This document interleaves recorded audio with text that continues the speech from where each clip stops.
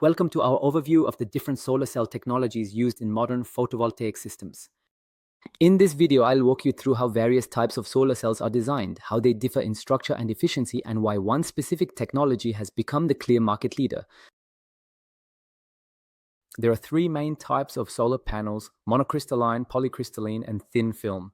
Monocrystalline panels offer the highest efficiency in the smallest space. They deliver premium performance and have become the standard choice for most modern installations.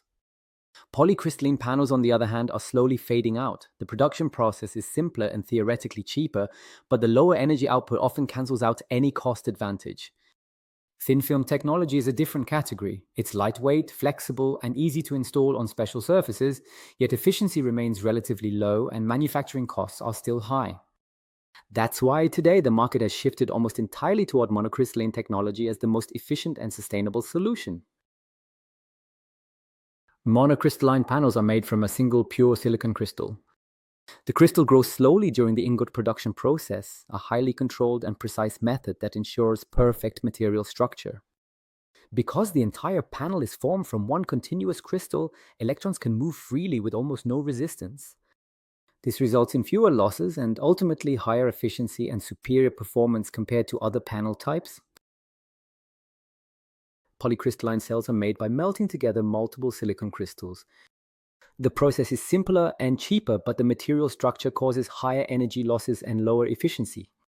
Because of that, polycrystalline technology has largely disappeared from the market and now plays only a minor role in modern solar production. Thin film cells use a completely different production technology. They can't be processed on standard crystalline production lines and require dedicated, highly expensive equipment.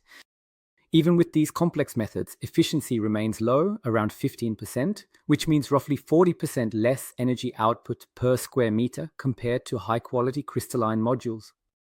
Because of that, thin film technology plays only a small role today and is limited to very specific niche applications. Perc, short for passivated emitter and rear cell, is an optimized version of the classic monocrystalline design. It works with standard production machines, no major upgrades needed, and reaches efficiencies of around 23%. That combination of high performance and easy manufacturing made Perc the global industry standard for many years. The next step after Perc is Topcn, short for tunnel oxide passivated contact. It's still based on the same monocrystalline structure, so most Perc production lines can be upgraded without starting from scratch. The main difference is an additional tunnel oxide layer on the backside of the cell, which reduces electron losses and increases efficiency to about 25%. For new producers, this makes Topcn attractive. It's currently the most common high-efficiency standard. However, the process is more sensitive and requires tighter control of production conditions to ensure long-term stability and yield. Let's talk about HJT, heterojunction technology. These cells combine a classic crystalline silicon wafer with thin layers of amorphous silicon on both sides. The result is a very efficient cell. We're talking up to 26% efficiency. For module producers, the big difference is in the interconnection. You can't solder HJT cells like standard ones. They need special stringers that use low temperature conductive materials instead of regular soldering. So the overall production flow stays the same, but the stringing process is completely different and requires dedicated equipment. In short, HJT is expensive and needs different machines. Let's take a quick look at perovskite technology, often called the future of solar cells. It's an exciting concept, but still far from mass production.